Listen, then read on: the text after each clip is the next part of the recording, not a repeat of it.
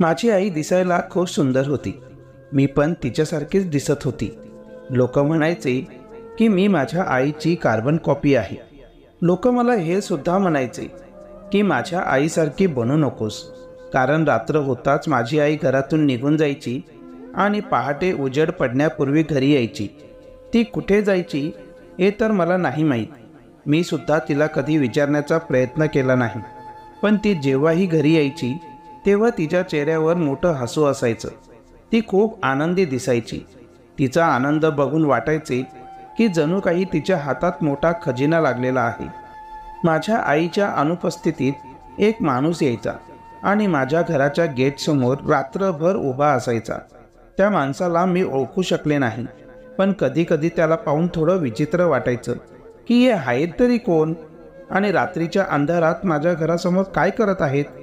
काही दिवस असेच निघून गेले आणि एके दिवशी अचानक मी आरशात स्वतःकडे काळजीपूर्वक पाहिले आणि घाबरले, कारण माझे पोट अचानक मोठे झाले होते.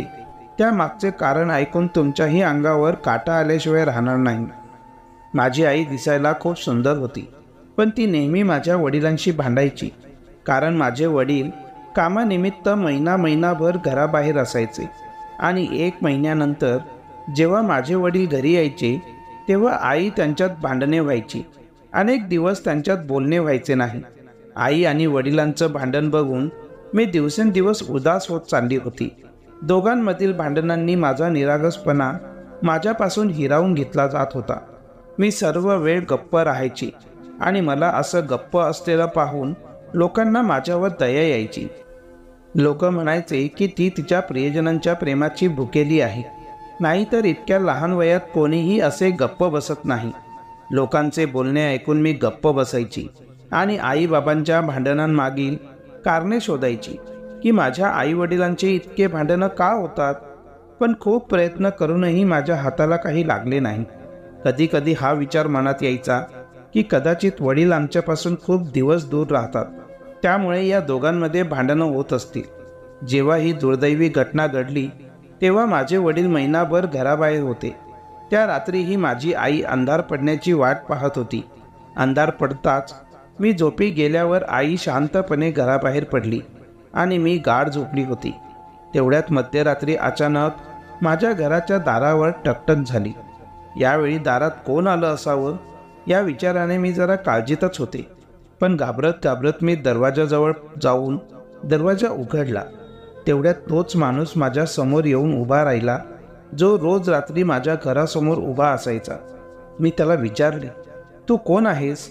त्याने स्वतःची ओळख करून दिली आणि सांगितले की तो आलोक आहे, माझ्या वडिलांचा मित्र मनोज काकांचा मुलगा. मला मनोज काकांबद्दल माहीत होते की ते माझ्या वडिलांचे जवळचे मित्र होते. आधी ते आमच्या घरी बरेचदा यायचे. मी पण आलोकला माझ्या लहानपणी पाहिले होते.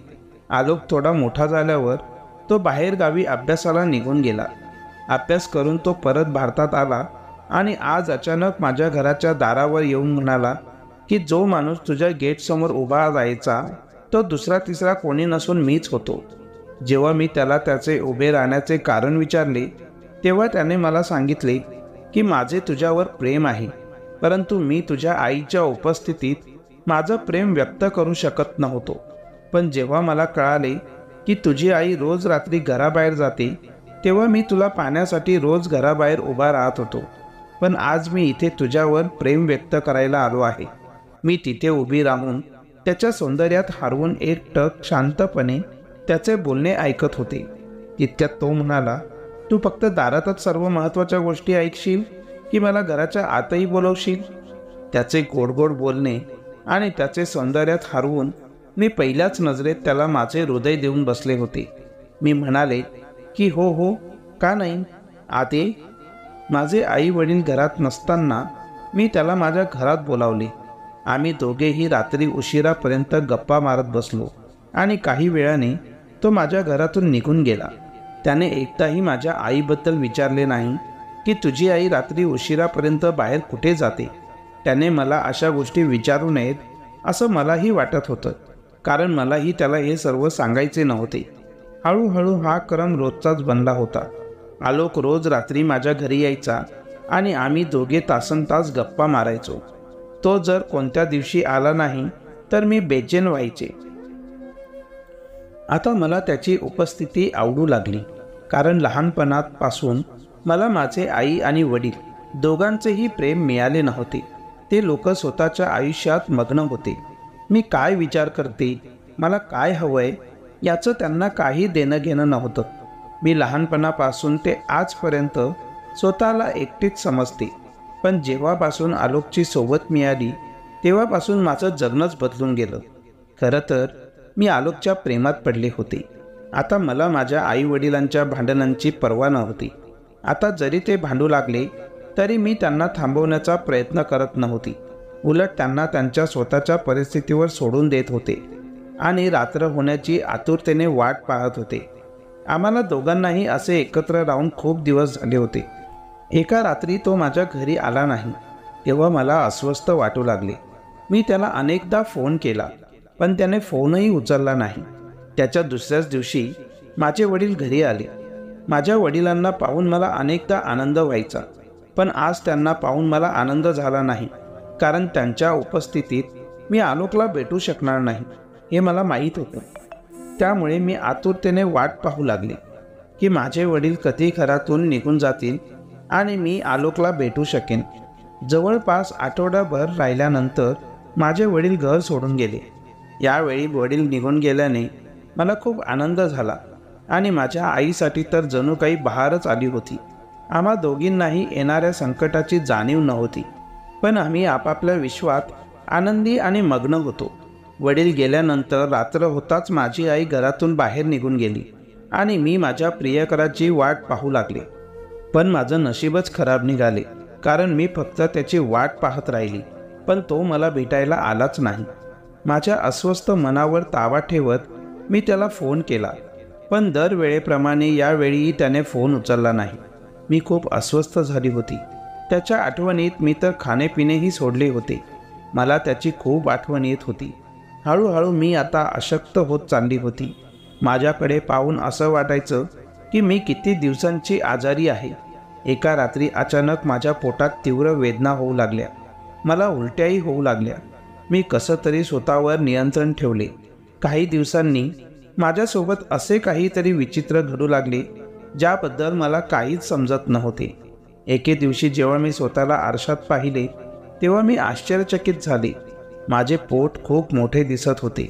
मला वाटले की कदाचित मला पोटाचा काही आजार झाला आहे. पण दिवसेंदिवस माझे पोट वाढू लागले. मला कळत नव्हते की माझ्यासोबत हे काय होते. माझी आई, जी आतापर्यंत तिच्याच विश्वात मग्न होती, एके दिवशी अचानक तिचे लक्ष माझ्याकडे गेलं. मला पाहता क्षणी ती माझ्याजवळ आली आणि मला खालून वरपर्यंत निरखून पाहू लागली आणि विचारलं की हे काय आहे? तुझे पोट दिवसेंदिवस का वाढत आहे?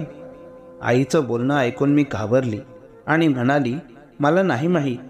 आई रागाने म्हणाली, मला खरं खरं सांग, हे सर्व कसं घडलं आणि ती व्यक्ती कोण आहे जिच्यासोबत तुझे संबंध सुरू आहेत? त्या दिवशी माझ्या आईने मला पहिल्यांदा सक्तीने विचारले होते. तिचा राग पाहून मी घाबरले आणि तिला सर्व काही खरं खरं सांगितलं की मी मनोज काकांचा मुलगा आलोकवर प्रेम करते आणि तो देखील माझ्यावर खूप प्रेम करतो. त्याला माझ्यासोबत लग्न करायचे आहे. माझं बोलणं ऐकून आई बराच वेळ गप्प राहिली आणि मग ती रडायला लागली. ती रडता रडता म्हणाली की ज्याला तू प्रेम म्हणत आहेस, खरं तर ते प्रेम नसून एक फसवणूक आहे.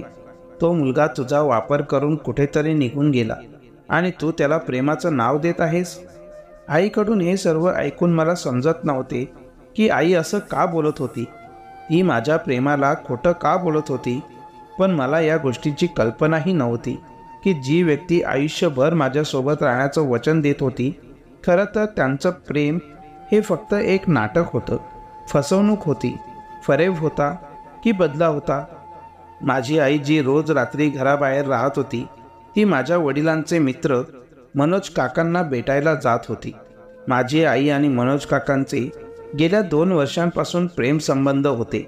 माझ्या आईमुळे एका साध्या आणि सरळ बाईचे घर उद्ध्वस्त झाले होते, म्हणजेच आलोकच्या आईचे. आणि माझ्या वडिलांना माझ्या आईबद्दल कळलं तेव्हा ते पूर्णपणे उद्ध्वस्त झाले होते. हे सर्व जाणून त्यांना खूप धक्का बसला. ते आतून पूर्ण तुटले होते. एवढं मोठं सत्य कळूनही ते फक्त माझ्यामुळेच आईला सहन करत होते. त्यामुळे ते जाणून बुजून कामानिमित्त घरापासून लांब राहू लागले. मनोज काका आणि माझ्या आईची जवळीक असलेली बातमी त्यांच्या मुलाला कळाली तेव्हा त्याला खूप राग आला. त्याच्या बसमध्ये असतं तर त्याने माझ्या आईला मारून टाकले असते, पण त्याने माझ्या आईचा बदला घेण्यासाठी माझा वापर केला.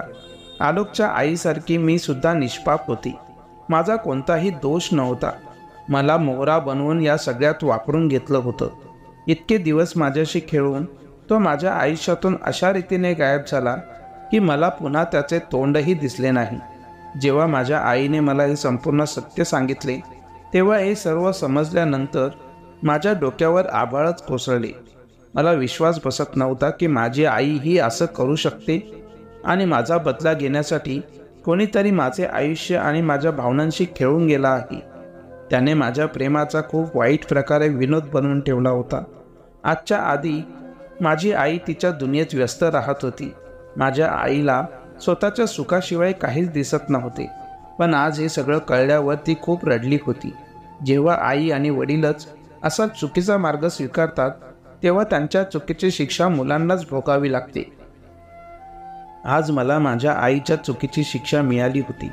ज्या माणसाशी माझ्या आईचे नाते होते त्याचा मुलगा आज माझ्या विनाशाचे कारण बनला होता आणि माझी आई माझा विनाश थांबवूही शकली नाही, कारण तिची चूक होती.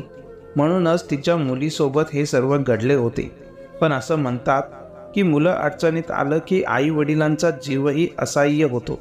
माझ्या आईचे मन माझ्या दुःखाने भरले होते. माझी आई माझ्या आतल्या लहानशा जीवाला मारण्याचा विचार करत होती, पण नशिबाला काही वेगळंच मान्य होतं. हे मूल जगात येणार हे निश्चित होतं. हे सगळं कळाल्यावर आई मला डॉक्टरांकडे घेऊन गेली, पण आम्हाला उशीर झाला होता.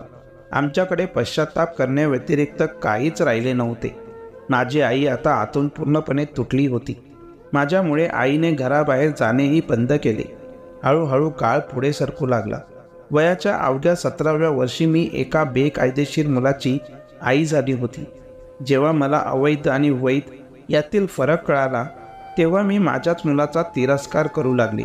त्या निरागस मुलाला रडताना किंवा ओरडताना पाहून मला तिटकारा यायचा. माझ्या आईला माझ्यामुळे कुठेच डोकं वर काढता येत नव्हतं किंवा माझ्या वडिलांना तोंड लपवायला कुठेही जागा मिळाली नाही. जेव्हा माझ्या वडिलांना संपूर्ण सत्य समजले तेव्हा ते खूप रडले. माझ्यासाठी माझे पालक पुन्हा एकत्र आले. माझ्यामुळे माझ्या आई वडिलांना स्वतःचे घर शहर सोडावे लागले. आता आम्ही सगळे दुसऱ्या शहरात राहू लागलो. मी पुन्हा माझा अपूर्ण अभ्यास सुरू केला आणि माझी आई माझ्या मुलाची काळजी घेऊ लागली. मी माझ्या आयुष्याच्या अपूर्ण पानावर निशब्द झाले होते. माझ्यासारख्या लोकांना या समाजात किंवा आपल्या या जगात मोठ्या कष्टाने पुन्हा जागा मिळते.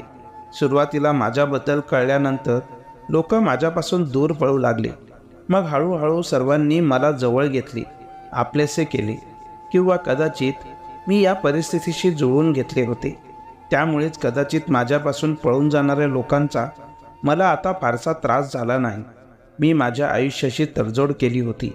हळूहळू वेळ जाऊ लागला. या घटनेला 3 वर्ष उलटून गेली. आता मी कॉलेजमध्ये शिकू लागले. त्या दिवशी मी कॉलेजला उशिरा पोहोचली होती. तितक्यात मी त्या व्यक्तीला भेटले ज्याने माझे आयुष्य उद्ध्वस्त केले होते. त्याने मला पहिल्या नजरेतच ओळखले होते. माझा निरागसपणा आणि बालपण हिरावून घेणाऱ्याला मीही कसं विसरणार होते. त्याला बघून माझ्या डोळ्यातून ठिणग्या पडू लागल्या होत्या. मी त्याला काहीही न बोलता तिथून निघून गेले, पण त्याला माझ्याशी काहीतरी बोलायचे होते. त्याने मला कितीतरी आवाज दिला, पण मी त्याच्याकडे दुर्लक्ष करून पुढे निघाले. तरीही त्याने माझा पाठलाग काही सोडला नाही. एके दिवशी तर त्याने माझा रस्ताच अडवला. मग मी त्याला द्वेषाने विचारले की तो असे का करत आहे. आता तर त्याने माझे आयुष्य उद्ध्वस्त केलेच होते. मग आता त्याला माझ्याकडून काय हवं आहे. मी असं विचारल्यावर त्याने माझी माफी मागितली आणि म्हणाला की आता त्याला मला आपलेसे करायचे आहे. माझा विश्वासघात केल्यानंतर कदाचित त्याने काय केले हे त्याला समजले असेल. माझ्यासमोर गुडघे टेकत तो म्हणाला की माझ्याकडून मोठी चूक झाली आहे, मला माफ कर आणि मला माझ्या या चुकीसाठी प्रायश्चित करायचे आहे. मी तुझ्याशी लग्न करू इच्छितो. पण आता तो काय बोलला यात मला काहीच रस नव्हता. मी त्याच्याकडे दुर्लक्ष करून घरी निघून आले. घरी आल्यानंतर मी पाहिले की तो आणि त्याचे कुटुंब माझ्या घरी आले होते. आलोक आणि त्याच्या कुटुंबियांना मला आपलंसं करून घ्यायचं होतं आणि त्यांच्या नातवाला त्याच्या बापाचे नाव द्यायचे होते. हे सर्व ऐकून मी रागाने काहीही न बोलता माझ्या खोलीत निघून गेली. मग काही वेळाने माझी आई माझ्याकडे आली आणि मला आलोकला माफ करण्याची शिफारस करू लागली. स्वतःसाठी नाही तर आपल्या मुलासाठी. आईचे बोलणे ऐकत मी जमिनीकडे पाहत होते. मग माझे वडीलही मला समजवायला माझ्या खोलीत आले. मी त्यांना खूप दुखावले होते. आता मला त्यांना आणखीन दुखवायचे नव्हते. त्यांच्या बोलण्याकडे दुर्लक्ष करण्याची हिंमत माझ्यात नव्हती. त्यामुळे मी त्या व्यक्तीला माझ्या आयुष्यात पुन्हा स्थान दिले. आलोकसोबत लग्न झाल्यावर मी माझ्या लग्नाच्या बेडवर बसलेली होती आणि माझ्याकडे माझा 3 वर्षाचा मुलगा देखील होता, ज्याला मी आज पहिल्यांदाच प्रेमाने माझ्या मिठीत घेतले आणि माझ्या छातीशी मिठी मारली. तो माझ्या प्रेमळ मिठीतच झोपणारच होता. तेवढ्यात दारावर टकटक झाली आणि त्याचे डोळे उघडले. स्वतःच्या बापाला पाहून तो हसला आणि मग त्याच्या वडिलांनीही त्याला छातीशी घट्ट मिठी मारली. कधी कधी पालकांना आपल्या मुलांच्या फायद्यासाठी मोठा त्याग करावा लागतो. माझ्या या बलिदानामुळे माझ्या मुलाच्या आयुष्यात आनंद आला. मी पण ते वाईट दिवस माझ्या आयुष्यातून फेकून दिले होते आणि समाजात डोके वर काढत आयुष्य जगू लागली होती. आपल्या चुकीच्या कर्माची फळं आपल्याला याच जन्मात भोगावी लागतात, हे मात्र खरं आहे. पण आपल्या चुकीची शिक्षा जेव्हा आपल्याच मुलांना भोगावी लागणार असेल तर यापेक्षा वाईट गोष्ट कोणतीही नाही. त्यामुळे चांगली कामे करत राहा, सदैव चांगलेच घडे. मित्रांनो, मला आशा आहे की तुम्हाला आमची कथा आवडली असेल. जर तुम्हाला कथा आवडली असेल तर व्हिडिओला लाईक करा. चॅनलवर नवीन आला असाल तर चॅनलला सबस्क्राईब करा आणि हो, नोटिफिकेशन बेल दाबायला अजिबात विसरू नका, जेणेकरून तुम्हाला पुढील अपडेट्स सर्वात आधी मिळतील. तुमचा मौल्यवान वेळ कथा ऐकण्यासाठी दिल्याबद्दल खूप खूप धन्यवाद. पुन्हा भेटू अशाच एका नवीन कथेसोबत. तोपर्यंत जय हिंद, जय महाराष्ट्र.